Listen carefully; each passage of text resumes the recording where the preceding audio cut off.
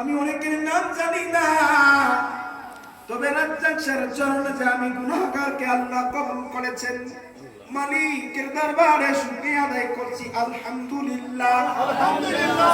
30 বছর কারো কেনাকে ফুটে না,